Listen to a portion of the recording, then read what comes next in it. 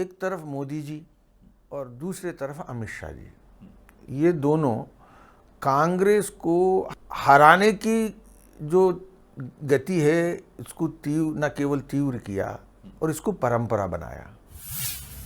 सुना आपने, मध्य प्रदेश में होने वाले विधानसभा चुनाव में बीजेपी इसी परंपरा को आगे बढ़ाने की तैयारी में है और इसी को लेकर बीजेपी के चाणक्य अमित शाह मध्य प्रदेश में बैठक लेने पहुंचे हैं।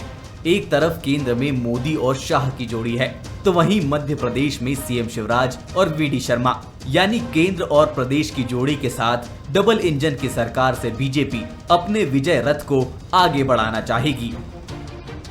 मोदी जी और यहाँ शिवराज जी, डबल इंजन सरकार जब हम कहते हैं तो बिल्कुल मैं कहता हूँ कि बिल्कुल व्यवहार में धरती पर डबल इंजन सरकार है और ये दोनों मिलकर के रथ की पहिया बनकर जो भाजपा के रथ को चलाएंगे, मैं तो पूरा विश्वास के साथ कह सकता हूँ, क्योंकि जो मैट्रिक्स जिसको आप कहेंगे मध्य प्रदेश की जो जनता की जो सम्मिश्रण है उसमें फिट बैठते हैं शिवराज जी। वीडी शर्मा जी को पूरे नंबर है आपके? 100% कार्यकर्ता और हमारे जो वर्कर है वो देखते हैं कि हमारा अध्यक्ष कैसा है। तो मेरा कहना है कि बिल्कुल इसमें सबको देखो, और आपने बताया, बहुत अच्छी बात बताया कि हमारे पास 4 पीढ़ी है, तो इनको 3 पीढ़ियों के मनोभावनाओं के साथ खड़े उतरना ये चुनौती है। ये बड़ी इंपॉर्टेंट बात है कि भाई president should satisfy every generation leader. Madhya Pradesh को प्रयोगशाला मानने वाली बीजेपी सीएम शिवराज के अनुभव और वीडी शर्मा की संगठनात्मक पकड़ से जीत की नई इबारत लिखना चाहती है, तो कांग्रेस भी 2018 की कसक को मिटाने में पूरी तरह से जुटी है। कांग्रेस में दिग्गज नेताओं के दौरे से लेकर कमलनाथ सरकार के कामों को जनता तक पहुंचाने के लिए कांग्रेस मैदान में डटी है, तो साथ ही बीजेपी के दिग्गजों के दौरे पर हमला करने से भी नहीं चूके। चुनाव शुरू नहीं हुए, इतनी घबराहट इनके अंदर है प्रधानमंत्री जी से लेके और नीचे तक कि वो परेशान है हम क्या करें। जब आप काम नहीं करोगे, आप झूठ बोलोगे, सत्ता में आने के लिए दूसरों को लालच दोगे, सरकारें तोड़ोगे, तो तुम्हारा यही हाल होने वाला है। इंजन चाल लगा दो, चले तो सही।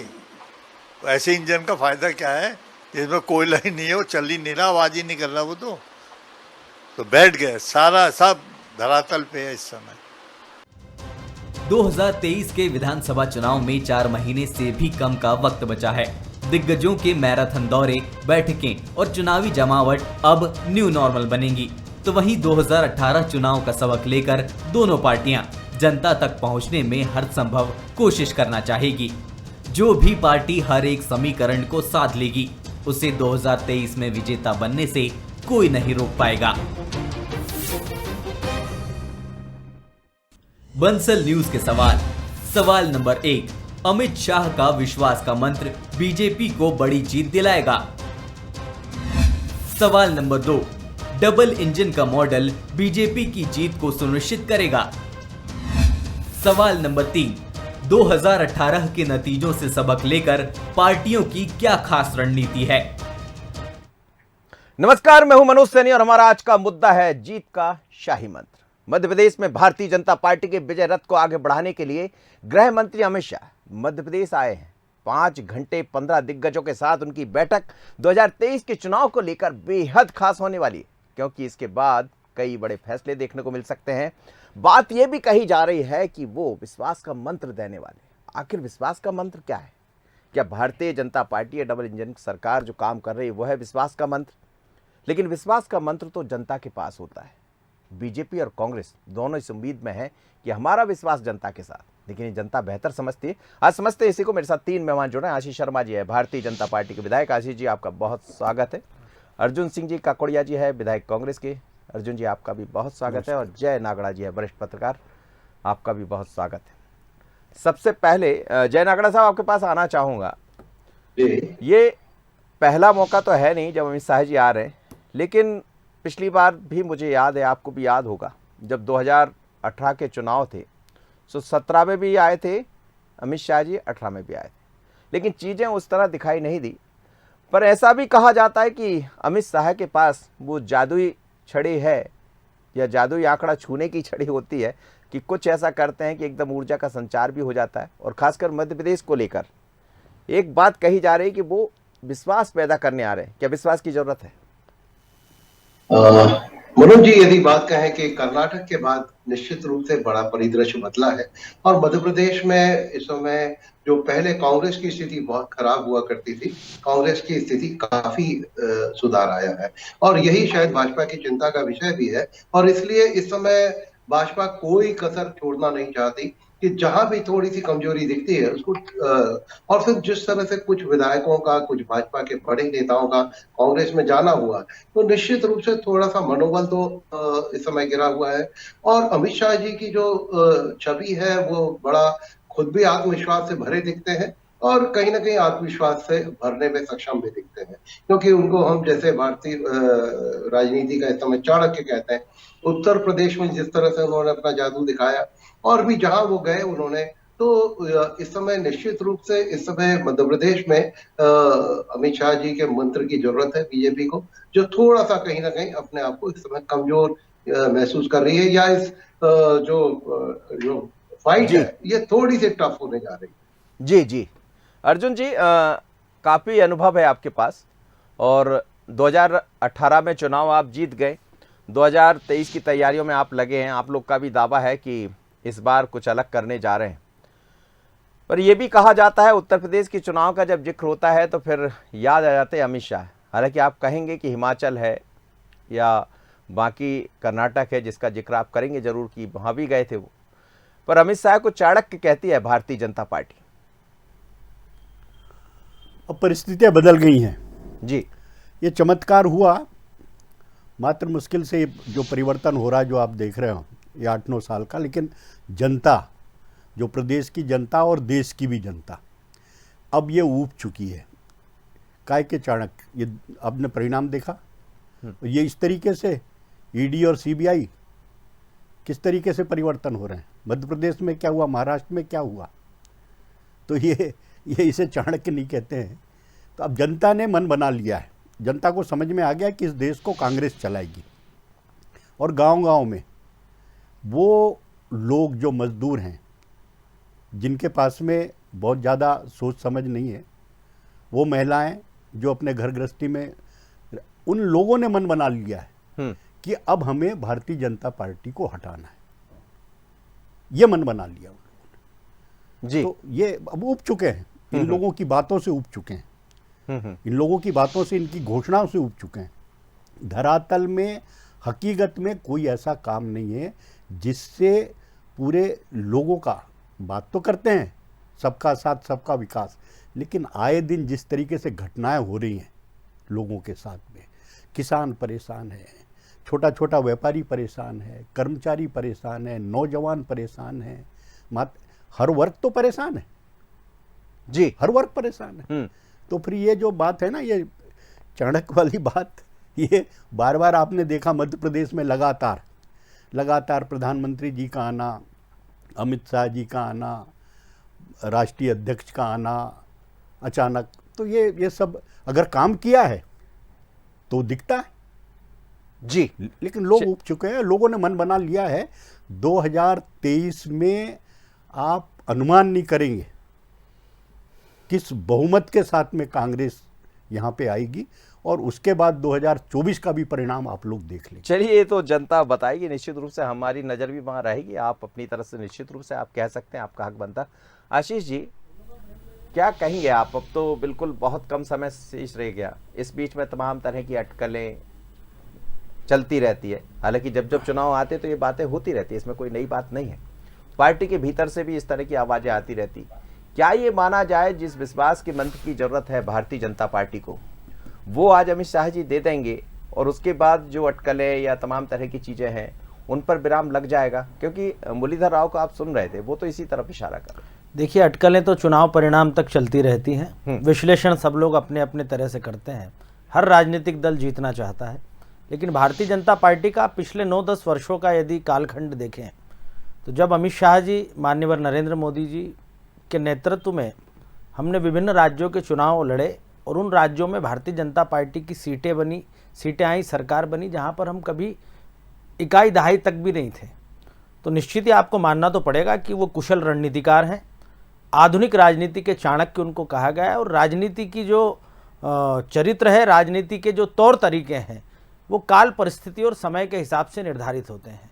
इसलिए कौन सी नीति, कौन सा नियम और कौन सा कार्य आपके लिए वर्तमान चुनाव के परिदृश्य में आवश्यक है, इसको भली भांति मान्यवर अमित शाह जी और उनकी टीम जानती है। मध्य प्रदेश में दो मजबूत चेहरे, मान्यवर प्रदेश अध्यक्ष विष्णुदत्त शर्मा जी जो कि संगठन के बहुत मजबूत शिल्पकार हैं, और माननीय शिवराज सिंह चौहान जी जिन्होंने इस मध्य प्रदेश को एक बीमारू राज्य से उन्नत राज्य की दिशा में ले जाने का काम किया। मध्य प्रदेश का ऐसा कोई घर नहीं है जहां आज शिवराज जी की सरकार की योजनाएं नहीं पहुंची है। इसलिए इन विकास योजनाओं के दम पर हम पुनः 2023 में मध्य प्रदेश में सरकार बनाएंगे। और अच्छी टीम में उत्साह और जोश की आवश्यकता होती है, और जो टीम लीडर होता है उसकी ये भावना भी होती है कि मेरी टीम पूरे जुनून के साथ लड़े, पूरे उत्साह के साथ लड़े, तो विजय मिलने में किसी प्रकार की शंका नहीं रहती। अर्जुन जी एक सवाल खड़ा कर रहे थे कि इतना सब है तो फिर आने की जरूरत क्या। हालांकि देखिए चुनाव है, आपके नेता आना ही चाहिए। उनके यहाँ भी प्रियंका गांधी अभी महाकौशल आई थी और फिर जाने वाली है, वो अब ग्वालियर, चंबल ग्वालियर जाने वाली, वहाँ दौरा करने वाली। लेकिन उनका एक सवाल था, उसका जवाब भी दे दीजिए। देखिए मनोज जी, भारतीय जनता पार्टी की जो कार्यपद्धति है उसमें बड़े से बड़ा नेता भी एक कार्यकर्ता है। हमारे प्रधानमंत्री जी हों, हमारे राष्ट्रीय अध्यक्ष जी हों, हमारे मंत्री हों और अन्य पदाधिकारी हों, सब एक ने एक बूथ की जिम्मेदारी पालक और संयोजक के रूप में उठाए हुए हैं। इसलिए उनका प्रवास भी होता है उस बूथ तक। और जहाँ तक बात है कि पार्टी के कमल के फूल का निशान जहाँ जहाँ चुनाव लड़ेगा, वहाँ पार्टी का बड़ा कार्यकर्ता होना या बड़ा नेता होना मायने नहीं रखता। एक सामान्य कार्यकर्ता की जो जिम्मेदारी होती है वही हमारे राष्ट्रीय नेतृत्व भी इस भूमिका का निर्वाह करता है।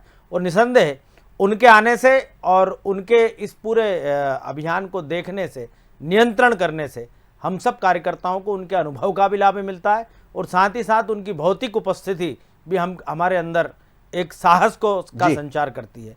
इसलिए भारतीय जनता पार्टी के परिपाटी हमारे लिए कोई चुनाव छोटा नहीं है। जहां पर हमारी विचारधारा, हमारा चिन्ह चुनाव लड़ रहा है, वहां पर हर पदाधिकारी, हर कार्यकर्ता पार्टी को जिताने के लिए अपना प्राणपण लगाता है। जय नागड़ा साहब, कुछ चीजें बदली है राजनीति में। अब जैसा आशीष जी कह रहे हैं कि हमारा चुनाव चिन्ह कमल का निशान, और भारतीय जनता पार्टी ये तो हमेशा कहती रही कि आप चेहरे को भूल जाइए। लेकिन एक परिवर्तन ये है कि कांग्रेस भी उसी लाइन पर, वो कहती है अब आप चेहरे को भूल जाइए, हमारा चुनाव का चिन्ह है पंजा। बात पंजा और कमल की दिखाई दे रही। लेकिन एक बड़ा सवाल ये भी सामने आता है कि हमने पश्चिमी उत्तर प्रदेश में देखा, उत्तर प्रदेश के चुनाव के दौरान जब ऐसी चीज़ें सामने आई, चाहे किसान आंदोलन हो या वो सब चीज़ें, जिससे लग रहा था कि कहीं ना कहीं इस बार बड़ा मुश्किल पड़ेगी भारतीय जनता पार्टी की। फिर हमने 2014 में जब प्रधानमंत्री नरेंद्र मोदी चुनाव जीत कर आए और वहाँ से सर्वाधिक सीटें उत्तर प्रदेश से मिली, कहते भी है कि सत्ता की चाबी खासकर लोकसभा की वहाँ से होती है। पर ये जो सब जिस तरह की रणनीति बनाई गई वो कहीं हिमाचल में या बाकी स्थान पर नहीं बन पाई थी। मध्य प्रदेश की फिजा के बारे में ये भी कहा जाता है कि यहाँ का संगठन सबसे बेहतर है, कुशाभाऊ ठाकरे जैसे लोग हुए हैं। क्या इसीलिए बीजेपी उम्मीद कर रही है कि अब की बार 200 पार? मनोज जी, मैं यदि चेहरों की बात करें तो अब भाजपा निश्चित रूप से चेहरों की राजनीति कर रही है, हम इससे इनकार नहीं कर सकते। आज वो मोदी जी के या शिवराज जी के चेहरों पे वोट मांगती है, और वो रणनीति काफी हद तक सफल रही है। प्रधानमंत्री के रूप में उन्होंने मोदी जी का चेहरा दिया और मुख्यमंत्री के रूप में शिवराज जी का चेहरा दिया। मुझे थोड़ा सा अजीब लगा, आशीष जी अभी जब बात कर रहे थे उन्होंने दो लोगों की बात की, प्रदेश अध्यक्ष की और शिवराज जी की, मुख्यमंत्री जी की। ज्योतिरादित्य जी को क्यों हाशिए पे फिर वापस ले जा रहे हैं, जिनकी वजह से ये सत्ता में आए थे, और कहीं ना कहीं वो कोई कॉम्प्लिकेशन एक बड़ा खड़ा हो गया है। आपने तात्कालिक लाभ के लिए तो ज्योतिरादित्य का लाभ ले लिया, लेकिन अब टिकट को लेकर के जो झंझटें हो रही हैं, मुझे लगता है बड़ी मुश्किल तो वहां आके खड़ी हो रही है। अब भाजपा की स्थिति ऐसी है कि ज्योतिरादित्य को न छोड़ सकती है न उनको साथ ले सकती है। साथ ले तो उनके लोग नाराज, न ले तो वो नाराज नहीं। लेकिन आज साथ लेकर बैठ गए, साथ लेकर बैठ रहे हैं। मैंने कहा साथ लेकर बैठ रहे हैं। देखिए आज उन्होंने ये बात कही थी, पहले भी कहा था कि आज हमारे पास ज्योतिरादित्य जैसा चेहरा है। वो चेहरा कहीं ना कहीं तकलीफ दे रहा है, मुझे लगता है। जो यदि हम चीजें, मैं अपने जिले की बात करूं, यदि मैं खंडवा जिले की बात करूं, यहाँ पे मांधाता सीट पर जो बीजेपी के लंबे समय से तो जो चुनाव लड़ चुके हैं, आज वो अपने आप को क्योंकि वहां पे ज्योतिरादित्य जी के गुट से जो विधायक रहे हैं वो दोबारा आ गए, वहां पे बीजेपी का कार्यकर्ता अपने आप को बड़ा असहज महसूस कर रहा है। ऐसी स्थिति लगभग वो उन सारी सीटों पे है, तो कहीं ना कहीं ये एक बड़ी पसोपेश की स्थिति बीजेपी के लिए है। अब इसको, इस हालात को कैसे निपटे, इसीलिए मुझे लग रहा है जो आप जो कह रहे हैं, शायद अमित शाह जी आज इसीलिए इन सब लोगों को लेकर बैठे हैं और वो समझ भी रहे हैं कि ये 15 लोग हैं करीब आज जिनके साथ वो चर्चा कर रहे हैं, तो उसमें ये भी हो जाएगा कि आप कहाँ, जो आप कह रहे हैं तमाम तरह की बातें होंगी। मुझे लग रहा है सामने अर्जुन जी से समझ लेता हूँ, बड़े मुस्कुराहट भी दिखाई दे रही थी जैसे ही आपने ज्योतिरादित्य सिंधिया के बारे में कहा, तो मुझे लग रहा है वो यही सोच रहे थे कि ऐसा कुछ कहने को मिले। जी कभी कभार जी जी ये जो घटनाएं, कुछ घटनाएं घटती हैं वो कुछ अच्छे के लिए होती हैं। जो घटना घटी 2018 में और जो काम सिंधिया जी ने किया, उससे हमारे कांग्रेसियों में एक गुस्सा आया, सकारात्मक गुस्सा आया, और पार्टी आज हमारी मजबूत हुई है। और ग्वालियर में आप लोगों ने देख लिया जो चुनाव हुए हैं किस तरीके का परिणाम आया। वहाँ पे लीडरशिप आ रही, जिन्हें दबाया जाता था, जो दबे रहते थे वो लोग उभर के आ रहे हैं। तो इनका जाना हमारे लिए बहुत अच्छा हुआ। हम तो सिंधिया जी को धन्यवाद करते हैं, और जो उनकी फितरत में है वो उनने किया, और वो वहाँ कैसे रहते हैं क्या नहीं रहते हैं ये आपके सामने, लेकिन उनने बहुत अच्छा काम किया। ये जो घटना घटी जिसके कारण आज कांग्रेस मजबूत हुई है, हमारा कार्यकर्ता मजबूत हुआ है जी। और इससे लेकिन इसको ऐसा नहीं सोचा जा सकता कि जो चेहरा आपके पास, जैसा बीजेपी कहती रही है, एक ऐसा चेहरा, चमकता धमकता चेहरा, शादी किसी को ही, बारात किसी की आई, दूल्हा कोई बना, जैसा बीजेपी, मैं नहीं कह रहा हूँ, ये बीजेपी कहती है, तो ये नहीं लगता कि एक और चेहरा भारतीय जनता पार्टी के पास, एक युवा चेहरा, और इस बार सबसे बड़ा वोटर युवा है, सिंधिया का चेहरा भी है, शिवराज का चेहरा भी है, ये चुनौती नहीं है कांग्रेस के साथ? नहीं, कांग्रेस के लिए कोई चुनौती नहीं है। कांग्रेस का हमारा हर कार्यकर्ता जो जमीन से जुड़ा हुआ है, वो चेहरा नहीं, अपने झंडे को देखता है, अपने प्रतीक को देखता है, देश को देखता है। उन्हें चेहरे की जरूरत नहीं, वो चेहरा देखता है किसानों का, वो चेहरा देखता है मजदूरों का, वो चेहरा देखता है यहाँ पे जो पीड़ित हैं उन लोगों का चेहरा देखता है। उन्हें चमकते धमकते चेहरों की जरूरत नहीं है। देश जिस तरीके से परेशान हो रहा है, हर तबका परेशान हो रहा है, उनको देखता है, उनके लिए कुछ करना है। चेहरा देख के कोई उनके लिए नहीं करना है यहाँ पे। तो ये हमारा जो कांग्रेस की जो नीति रीति है जी, वो जमीन से जुड़ी हुई नीति है। यहाँ पे चमक धमक की बात नहीं है, यहाँ सच्चाई की बात है, विश्वास की बात है, मोहब्बत की बात है, और इस देश के प्रति जो समर्पणता है। भले यही विश्वास पैदा करने तो आ रहे हैं आज अमित शाह जी। यही विश्वास पैदा करने अमित शाह जी बैठे हुए हैं जी। अपनी भूल को सुधार रहे होंगे, अपनी भूलों को सुधार रहे होंगे, लेकिन अब हो गया जो आज निश्चित कर लिया। आज जनता ने, जनमानस ने अपने मन में बना लिया है कि हमको परिवर्तन करना है। आशीष जी, ऐसा कुछ है क्या, जनमानस ने ऐसा बना लिया? आप लोग कह रहे हैं कि लाडली बहना जैसी योजना की जो दूसरी राशि है वो खाते में पहुंच गई है और उसको लेकर बड़े उत्साहित है आप, तो फिर भी मन नहीं बदलेगा? देखिए मनोज जी, आजकल हर तरह की सर्वे की एजेंसियां होती हैं, और जो व्यक्ति फील्ड में काम करता है उसको भी सब परिस्थितियों का अनुमान लग जाता है। निसंदेह शिवराज जी की सरकार की जो योजना है और कांग्रेस की जो वादा खिलाफी के खिलाफ एक जनमत मध्य प्रदेश में तैयार हुआ, जिसकी गूंज उनके विधायक और मंत्रियों का पार्टी छोड़ने के माध्यम से और सरकार से बाहर जाने के रूप में हमको नजर आई। आज मध्य प्रदेश में युवाओं को व्यापक पैमाने पर सरकार भर्ती कर रही है। लाडली बहना योजना अपने आप में आप देखिएगा, इस 2023 के और 24 के चुनाव में लाडली बहना योजना बहुत कारगर साबित होगी, क्योंकि महिलाओं को विश्वास जागा है। कांग्रेस ने 50 साल 60 साल राज किया, बताइए किस व्यक्ति के खाते में 1 रुपया डालने का काम सरकार ने किया? इन्होंने जिन राज्यों में सरकार अभी हाल में बनाई है, वहां पर जिन्होंने जो वादे किए थे, क्या उन वादों को ये पूरा कर पा रहे हैं जी? इसलिए ऐसा कहीं पर भी नहीं है कि लोग कांग्रेस की बातों में विश्वास कर रहे हैं। पिछली बार 2018 में अवश्य कांग्रेस ने जो एक ताना बाना बुना था, उसके भ्रमजाल में मतदाता कुछ न कुछ हद तक प्रभावित हुए, लेकिन इस बार नहीं, वो ताना बाना तो अभी भी, यदि आपके हिसाब से ताना बाना है, हम तो सचेत है ना, सम्मान की बात भी कर रहे हैं, वो 500 रुपए में गैस कनेक्शन देने की बात भी इस बार हम सचेत हैं, और सरकार ने जो योजनाएं चलाई हैं उनका भरोसा जनता के बीच कायम है। आज भी आप गांव में चले जाइए, आप खुद भी कई जगह डिबेट करने गए हैं, विधानसभाओं का हाल देखने गए, लोगों ने कहीं आपको ये नहीं कहा कि हमें शिवराज जी की सरकार के प्रति विश्वास नहीं है। हर जगह यही आपको सुनने को मिला कि शिवराज जी और मोदी जी के कारण आज हमें मकान मिला है, आज हमें राशन मिल रहा है। और यही मतदाता जो रहते हैं, ये अंदर जब वोट डालने जाते हैं तब इनके मन में जो तस्वीर उभरती है, वही तस्वीर भारतीय जनता पार्टी को जिताती है। इसलिए चुनाव जैसे जैसे नजदीक आएगा, बहुत सारी चीजें हमें देखने के लिए मिलेगी, लेकिन अंतोगत्वा भारतीय जनता पार्टी के नेतृत्व के प्रति जो विश्वास मध्य प्रदेश की जनता का है, वो चुनाव परिणाम के रूप में हमें देखने को मिलेगा। चलिए, भोपाल झीलों की नगरी राजधानी में, और यहां वो 15 नेताओं के साथ, सीनियर नेताओं के साथ बात करने वाले हैं, टिप्स देने वाले हैं। उन सीनियर लीडर्स में तमाम तरह के नाम भी हमने आपके सामने रखे हैं। और बंसल न्यूज पर हर एक खबर अमित शाह से जुड़ी, क्योंकि देर रात तक रहने वाले, करीब 5 घंटे यहां रहकर टिप्स भी देंगे और वो पाठ भी पढ़ाएंगे कि आखिर जीत का मंत्र है क्या। तो जीत का शाही मंत्र, इतना ही। मुझे दीजिए इजाजत, बने रहिए बंसल न्यूज पर। नमस्कार।